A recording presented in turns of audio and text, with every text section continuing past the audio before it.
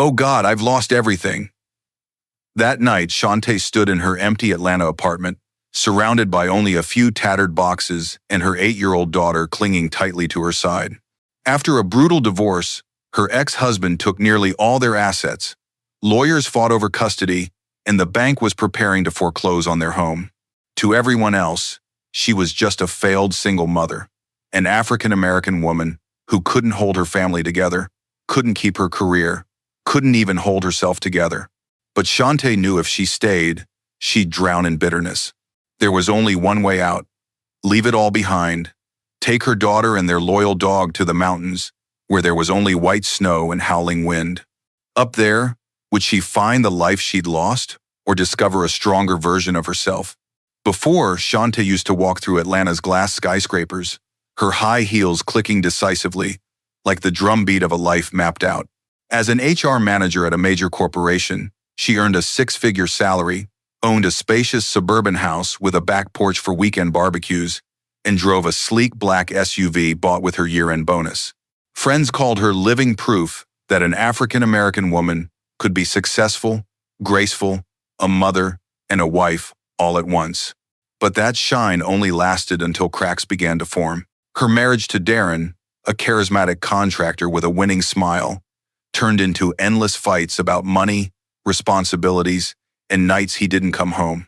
Silent suspicions exploded when she found messages he'd hidden on a phone left on the kitchen counter.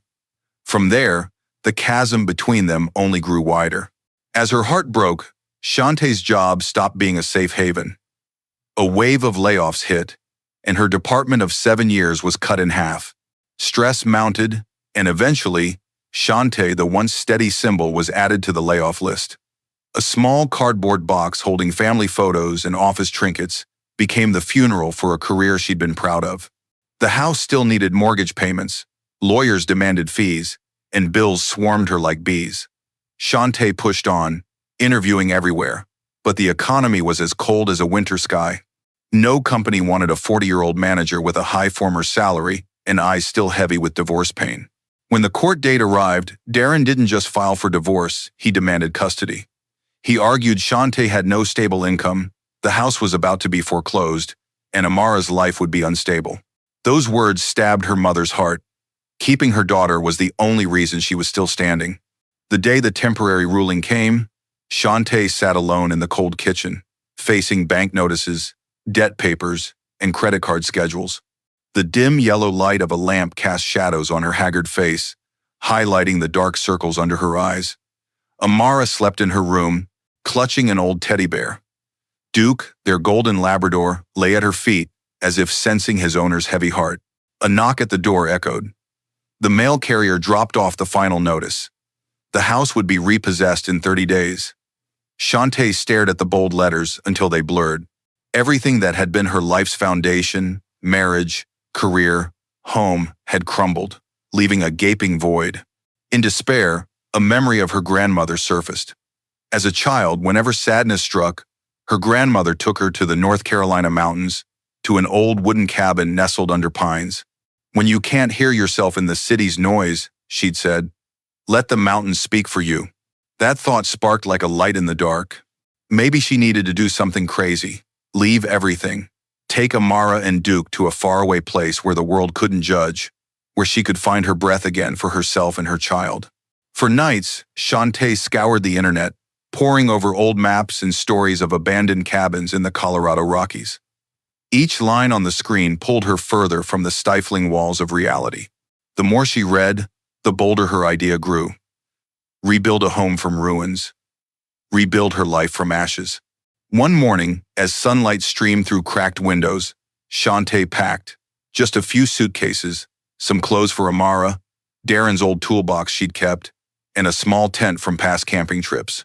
She sold the SUV for cash, buying a used pickup truck sturdy enough for mountain roads. Amara looked at her mother, her big dark eyes flickering with fear and curiosity. "Mommy, where are we going?" Shante smiled, her voice trembling. "To find a new home, baby girl. A place to start over." Duke barked once, as if in agreement. As they drove away from the familiar street, Shante glanced in the rearview mirror. The house, once her pride, was now just a brick frame soon to change hands. But her heart beat a new rhythm, a rhythm of an uncertain, dangerous journey, but maybe the only one to save herself and her little girl. The sky ahead stretched vast and blue. Shante gripped the wheel tightly as Amara leaned against her shoulder, dozing to the engine's hum. The distant mountains awaited, along with a future yet to be written. And Shante knew, as one door closed behind her, only one path lay ahead. Daring to step into a place she wasn't sure she belonged, to find where she truly did.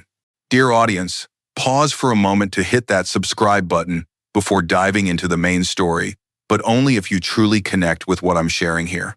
Drop a comment below to let me know where you're watching from and what time it is. It's amazing to see people from all over joining us. The old pickup truck groaned as it left the interstate, veering onto a narrow dirt road winding through pine forests. Each jolt made Amara grip her mother's hand tighter, while Duke stuck his head out the window, nose twitching in the cold mountain air. Shante bit her lip, holding the wheel steady, as if clinging to a decision too big to turn back from. Ahead, jagged peaks rose, their snow-capped summits towering like impregnable stone walls. The sky was high and clear, revealing a world both fierce and inviting. With every mile, the city's noise faded, and Shante's heartbeat synced with the engine's steady rumble. Signs of civilization dwindled. The last small gas station vanished behind. A humble general store receded in the rearview mirror. From here, only endless forest remained, where wind howled through branches like whispers of the past. Shante couldn't help recalling her grandmother's words. The mountains will test you, but they'll heal you if you listen. The road grew rougher, forcing Shante to stop often to clear rocks or fallen branches. Each time her stress flared, Amara whispered, "Mommy, are we there yet?" That repeated question stung, but fueled her resolve. She couldn't answer with certainty, but she smiled. Almost, baby. Because as long as they kept moving, they were closer to a new beginning. Dusk fell, the last sunlight casting gold on distant peaks. After a sharp turn, the view opened to a small valley, where meadows stretched, framed by slender aspens. At the end of a faint trail, Shante saw it, an old cabin, teetering like a relic of a forgotten time. Her heart raced. This cabin wasn't in the online photos, but instinct told her it was the place her grandmother once spoke of, part of an abandoned mining camp. Shante stopped the truck. Cold wind rushed in as she opened the door, stepping onto damp, rocky ground. The cabin looked dilapidated, a sagging roof, shattered windows, vines twisting around weathered logs. But the stone foundation held firm, the main beam stood tall. Above all, it had 4 walls, a roof, and the potential to be a shelter. Duke bolted toward the cabin, barking wildly, then vanished into the brush like an eager child exploring. Amara hesitated, following her mother, her eyes wide at the wild scene. "Mommy, is this safe?" Shante knelt, taking her small hand. "If we're together, it's safe, baby girl." They circled the cabin. Shante assessed it with eyes once trained to calculate materials and labor. She saw a roof that could be replaced, a door that could be rebuilt, walls that could be sealed. She wasn't an office manager here. She was someone rebuilding her life with her own hands. That night, Shante chose not to sleep inside, fearing the rotting roof might collapse. They spread a thick blanket in the truck. Duke curled at their feet. Amara nestled close to her mother. Outside, the sky was a vast ocean, stars so bright Shante felt overwhelmed. The Milky Way arced above like a silver ribbon, and distant owl calls reminded her. Nature was never truly silent. It whispered in its own way. Shante couldn't sleep. She watched Amara breathe evenly, her small face flushed with warmth, then glanced at their loyal dog guarding the door. With each passing moment, her burdens felt lighter. For the first time in months, worry didn't choke her chest. In this harsh isolation, there was something gentle. Maybe it was madness to bring her daughter to this wild place, but maybe it was the only path they needed. The next morning, as sunlight filtered through the trees, Amara ran through the meadow, her laughter echoing. Duke bounded after, cutting through brush. Shante brewed coffee on a camp stove, sitting on the truck's tailgate, breathing in the damp earth and crisp air. That scent, so different from the city raw and strong, made her feel she was truly breathing again. Shante opened her notebook, writing her first line. Day 1, Silverton Ridge Cabin. Roof sagging, walls gaping, but still standing. Like me, not broken yet. She closed the book, staring at the old house. This wasn't just a shack.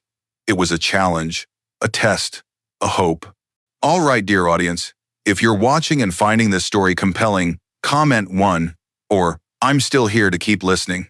The first morning at Silverton Ridge began with wind whistling through the mountain gaps and pale light streaming through broken windows. Shante stood before the cabin, arms crossed, inhaling the scent of pine resin and damp earth. Before her, the ramshackle wooden house looked like an impossible equation. Rusted tin roof, rotted beams, a broken porch door, cracked walls revealing the dark within. But instead of discouraging her, the sight ignited a spark of determination. This wasn't someone else's ruin anymore. This was her challenge. She opened the truck's tailgate, pulling out Darren's old toolbox. Hammer, handsaw, ruler items heavy with the smell of grease but familiar. At least he left me something useful, Shante thought.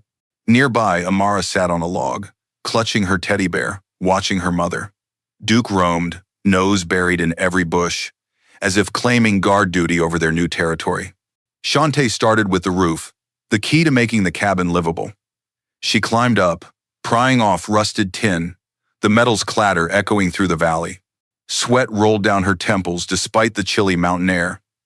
Each hammer strike, each saw's screech, was a declaration. She wasn't giving up. That afternoon, she drove to the small town at the mountain's base. A modest hardware store appeared, its faded wooden sign barely legible. The owner, a white-haired man named Henry, eyed Shante and Amara, trailing behind with curiosity. Silverton Ridge, huh? Been a long time since anyone dared stay up there, he said, loading new tin sheets and bags of nails onto her truck. Too remote for even pizza delivery. Shante gave a faint smile, nodding. We don't need pizza, just a roof that doesn't leak. Henry studied her for a moment, then nodded slowly, as if respecting the steel in her voice. Back at the cabin, work found a rhythm. For 3 days, Shante labored from dawn to dusk. Amara helped pick up wood scraps, pass nails, wipe sweat with tissues. Duke lay nearby, eyes tracking every move, occasionally barking as if cheering. When the final tin sheets were secured, a sudden drizzle fell. Water pattered, but this time, it slid off the new roof instead of seeping through. Shante and Amara hugged, laughing in the rain, as if they'd won a glorious victory. The work wasn't easy. Shante's hands blistered, nails broke, muscles ached after years behind a desk. But this exhaustion was different from the city's mental drain. This was sweet fatigue, the kind from creating something real. She felt stronger, her shoulders firmer, her skin tanned. The eyes in the truck's mirror had changed, no longer dull, but sparking with survival's fire. Amara changed too. She stopped asking, "When are we going back to our old house?" Now, each morning, she ran through the meadow, picking wildflowers, giggling as Duke chased her. At night, mother and daughter sat by the camp stove, sharing hot soup, and Amara spoke of dreams for a pink-painted room in the soon-to-be-finished cabin. Shante wrote in her journal each night by lamplight. At first, it tracked cabin repairs, but soon it grew into reflections. The pain of divorce, the shame of job loss, the fear of losing her child. Each word lifted a piece of her burden. The cabin was being rebuilt, and so was she. By the second week, new windows were installed, wall gaps sealed. A small wood stove, bought cheap in town, began warming the space. The first night, all three, Shante, Amara, and Duke, slept inside instead of the truck. As the fire crackled, the wind stayed outside, and Shante watched her daughter sleep soundly, whispering to herself, "I did the first step." But the mountains never let newcomers settle too easily. On the third night in the cabin, Duke's ears shot up, a low growl rumbling from his throat. Shante snapped awake, listening. Outside, heavy sounds, snapping branches, something large brushing the wooden walls. Amara stirred, mumbling sleepily. "Mommy, what's that?" Shante put a finger to her lips, signaling silence. Her heart pounded. Peering through the new window, she saw a massive black shape moving in the meadow, Eyes glinted, reflecting the firelight. The noises outside grew louder. Wood creaked. The porch shuddered as if about to break. Duke growled fiercely, his fangs glinting in the firelight. Amara, terrified, burrowed into her mother's arms, her eyes wide, her heart racing like a trapped bird. Shante held her daughter close, whispering to calm her, though she herself trembled. Then the massive shadow appeared at the window. A full-grown black bear, its nose pressed against the glass, its breath fogging the pane. It sniffed, growled softly, then turned to claw at the wall, as if knowing exactly where food was stored. The canned goods and bags of grains Shante had stockpiled were sending their scent through the cabin. Her first instinct was to run outside, shout, and scare it off. But Duke's fierce bark stopped her, as if warning, "Don't do it." Shante took a deep breath, her rational mind curbing her impulse. She recalled a few lines from a survival book her grandmother gave her. With bears, strength and patience are theirs. The wise learn to endure and prepare for next time. So they sat in tense silence, watching through a crack in the door, as the bear spent nearly an hour tearing apart the outdoor food stash. The sound of cans being crushed, bags ripped, and jars clattering on stone cut like knives into Shante's fragile confidence. The cabin held, but her naivety crumbled. Morning revealed a battlefield on the porch. Food was scattered, rice bags torn, honey smeared sticky across the grass. Amara stared, eyes welling up. "Mommy, what do we eat now?" Shante bit her lip, hiding her panic. She hugged her daughter, her voice firm. "I'll figure it out. This is just a test." In that moment, Shante realized living in the mountains wasn't just about battling cold or loneliness. It was learning nature's unwritten rules. And those rules were simple: respect, adapt, or be eliminated. She drove to town, recounting the story to Henry at the hardware store. He nodded, unsurprised. Black bears can smell food miles away. If you're staying long, you need a real bear-proof system. He handed her heavy-duty metal bins, high-hanging hooks, and taught her how to bury storage underground. Let them know you're not a rival, but not a fool either. Back at the cabin, Shante turned it into a small fortress. Food was stored in iron bins, hung out of reach. She and Amara learned to keep the area clean, leaving no scents. Duke became their loyal sentry, patrolling the porch each evening. But the bigger shift was in Shante's mind. Before, she thought mountain life was an escape. After the bear, she understood. This wasn't a hideout, but a classroom. Each challenge was a lesson, and she and her daughter had to be diligent students. The next night, when Amara asked, "Mommy, am I scared?" Shante hugged her, answering with simple truth, "Yes." But courage isn't not being scared, it's standing tall when you are. Amara smiled, hugging her mother tighter, as if those words made the rickety cabin the safest fortress. The days that followed saw Shante continue her journal. It wasn't just about materials or tasks anymore, but emotions.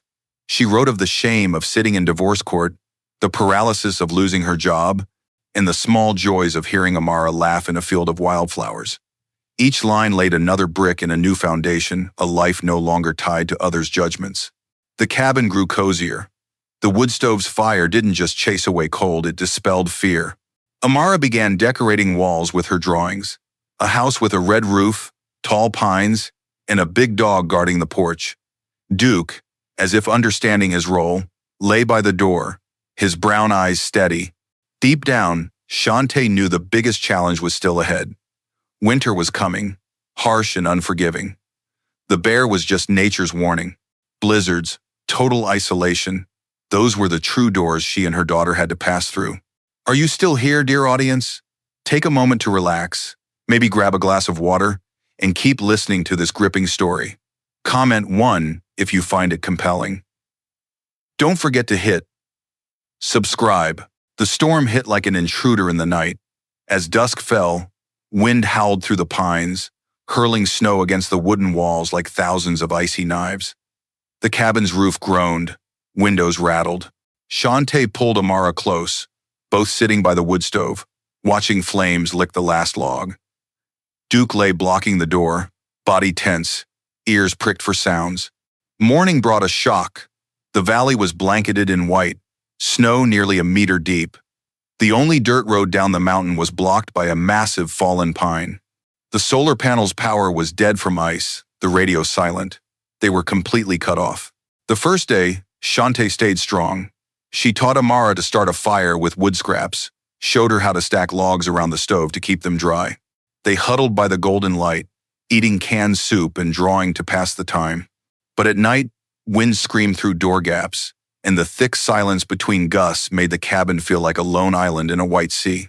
The second day, temperatures plummeted. Shante realized their firewood wouldn't last the night. She rationed it, burning only during the coldest hours, bundling in blankets and sitting close during the day. Amara, wrapped in a scarf, shivered but forced a smile, whispering, "Mommy, we're like characters in an adventure book." Those small words lit a fire in Shante stronger than any stove. The third day, the water pipe froze. Shante shoveled snow, melting it in small pots for drinking water. Her hands blistered red, shoulders ached, but she hid her fatigue. In front of Amara, her voice stayed firm. "We'll be fine." Duke stayed close, his golden form stark against the snow, a silent warrior. As the third night fell, the isolation weighed like a heavy blanket on Shante's mind. She heard the winds howl, the woods groans, and dark thoughts crept in. Did I make a mistake? Did I drag my daughter into danger? But seeing Amara sleep peacefully, clutching her teddy bear, Shante realized she wasn't the failed woman from the city anymore. In the mountains, she was the only wall standing, and her job was to hold firm. The fourth day brought a glimmer of hope. The sky cleared slightly, pale light filtering through frosted windows. Shante stepped out, swinging an axe into the fallen tree, blocking the road. The work was grueling, but each swing felt like breaking chains in her heart. Amara stood nearby, clapping encouragement, while Duke circled, barking like a drumbeat urging her on. That night, under flickering candlelight, Shante opened her journal. Instead of listing shortages, she wrote what she'd learned: patience, resourcefulness, and the strange peace of no outside noise. Isolation, once an enemy, became a teacher.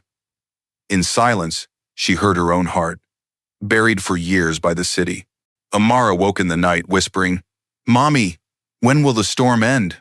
Shante pulled her close, murmuring, "It doesn't matter how long it lasts. What matters is we're together." Those words startled her. She needed to hear them most. The fifth morning, the sun blazed. Snow sparkled like millions of diamonds across the valley. Shante, Amara, and Duke stepped outside, breathing sharp, life-filled air. The fallen tree still blocked the road, but it wasn't an obstacle anymore, just a challenge to conquer. In that light, Shante grasped a truth. She no longer wanted to flee the mountain, even if she could. Isolation hadn't destroyed her, it had forged her. The cabin wasn't just a storm shelter. It was a beacon illuminating the strength the city had buried. As snow melted, the meadow revealed patches of green like a fresh carpet. While Shante chopped wood, Duke's ears shot up, a soft growl rising. Amara ran to the porch, eyes wide. From the trees, a figure emerged, an older woman in a red parka, worn backpack, leaning on a walking stick. She moved steadily through the snow, surprise in her eyes as she saw smoke rising from the cabin's chimney. "Well, someone's actually living here," she laughed, her voice hoarse but warm. Shante, wary but polite, invited her in. The woman introduced herself. Dorothy, a retired ranger who'd roamed these mountains for 40 years. Looking around the cabin, she nodded slightly. "I've seen this place near collapse. You've done something remarkable." That afternoon, over hot coffee, Dorothy shared Silverton Ridge's history-hardened miners who built camps here, then left when the ore ran dry. She spoke of seasonal wildlife, hidden dangers, and others who tried living off-grid but gave up. "Most can't handle the isolation," she said, her voice low. "But I see something different in you. You're not running, you're learning to stay." Those words rang in Shante like a bell. She realized she wasn't hiding anymore. The mountains were teaching her a new way to live, slow, connected, humble. Dorothy left her a radio frequency. "Call if it's an emergency. But remember, up here, you fend for yourself." She walked off, her red figure fading into the forest, leaving a sense of both strangeness and comfort. The days after, Shante worked with a new mindset. She didn't just patch leaks or replace roofs. She decorated the cabin with handmade touches. Rustic wooden shelves, curtains sewn from old fabric. Amara's drawings adorned the walls. Mountains, sons, a family of 3, mother, daughter, and Duke. The cabin became a home, not just a shelter. One morning, hiking a ridge, Shante found a carved stone. Rough but resolute letters read, J. Hansen, 1947, found what I was looking for. She stood still, touching the moss-covered etching. A stranger, decades ago, had come here seeking something beyond gold. Shante pulled out her knife, carving below, S. Johnson, 2024, still searching. Finishing, she smiled. It wasn't just a mark, it was a promise to herself. This journey wasn't about escaping the past, but finding her truth within. Spring arrived vibrantly. Streams babbled as ice melted. Meadows bloomed with purple and yellow wildflowers. Amara played for hours. Duke chased butterflies in the Sunday. Shante hiked farther, exploring hidden valleys, her body and mind growing strong again. In her journal, she wrote, not just of cabin repairs, but lessons. Failure wasn't an end. Sometimes it was a redesign of life. One evening on the porch, Amara asked, Mommy, is this our home? Shante paused, then nodded. Yes, baby, this is home. The answer brought tears to her eyes.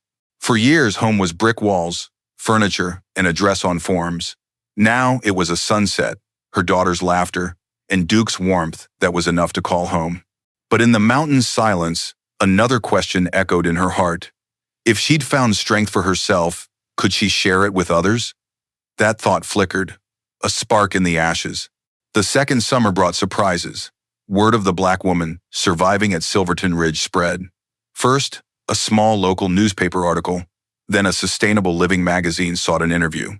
Shante hesitated but agreed, not for praise, but so her story might comfort someone standing in ruins like she once did. And it did. Women sent letters and emails, sharing their own divorces, job losses, despair. Some asked to visit, to learn how Shante did it. At first, she shook her head. The cabin was small, her life still shaky, she wasn't sure she had anything to teach.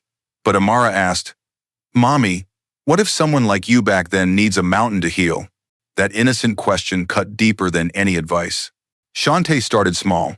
One weekend, she invited 2 sisters from Denver, both burned out from office jobs, to try mountain life. They learned to build fires, fetch stream water, hike trails. At night, around the campfire, they shared their stories, tears mixing with laughter. When they left, they hugged Shante, saying it was the first time they'd felt hope in years. That feeling, giving something back, kept Shante up nights, thinking the mountains had saved her. Now, maybe it was time to make them a guide for others. She and Amara built 2 small wooden tents from recycled lumber. Duke stayed close, the soul of their budding community. Amara eagerly decorated with wildflower wreaths, painting wooden signs. Welcome to the mountain haven. More came: retired teachers, others single mothers, young people fleeing city noise. None stayed long, but each left a mark, a song, a recipe, an unfinished story. The cabin became a hub not just for building shelters or keeping fires, but for learning to rise from failure. Shante discovered a natural gift for leading. Years managing teams at her company became skills for breaking down tasks, guiding step by step. But unlike before, she wasn't just teaching work, she was teaching how to breathe, how to listen to oneself. Amara grew too. No longer the lost child of a divorce, she became a little guide, excitedly showing guests squirrel nests or deer tracks. Seeing her daughter's confidence, Shante knew staying in the mountains hadn't just saved her. It gave Amara a vibrant, proud childhood. One afternoon, on the cabin porch, watching the sun paint the peaks red, Shante wrote in her journal, When I came here, I wanted to escape. Now, I know, I stayed to build. And as if in answer, Dorothy returned. The old ranger looked around, seeing new tents, hearing echoing laughter, and smiled. I told you, you didn't run, you stayed. Shante smiled, eyes misty. The mountains had been her teacher, and now she was a guide for others lost like she once was. As sunset stretched over Silverton Ridge, Shante sat on the porch, Amara leaning against her shoulder, Duke sprawled at their feet. Before them, the mountains glowed golden, clouds drifting like silk ribbons. The scene was so peaceful, it was hard to believe that just years ago, Shante sat crying in an empty apartment, convinced her life was over. A failed marriage, a lost job, a repossessed home, all once felt like final nails in her coffin. But in losing everything, she found what mattered most: the strength to stand up, to build again from the simplest foundation. The mountains taught her that sometimes you must be battered by storms to know you can rise again. Now, the cabin wasn't just a refuge, it was a symbol of rebirth. And Shante wasn't just a survivor, she was a guide. Yet, in her heart, one question lingered unanswered. What challenges would the mountains bring next? And how much of her life was she ready to share with others? That question opened the door to a new journey. Maybe you, watching this, are at your own life's crossroads. You may not need a mountain, but you might need one brave step to start again. If Shante's story resonates with you, leave a comment sharing your thoughts. Have you faced a winter that led to your own rebirth? Don't forget to hit subscribe and share this video so others can find hope, just as Shante found hope in the mountains.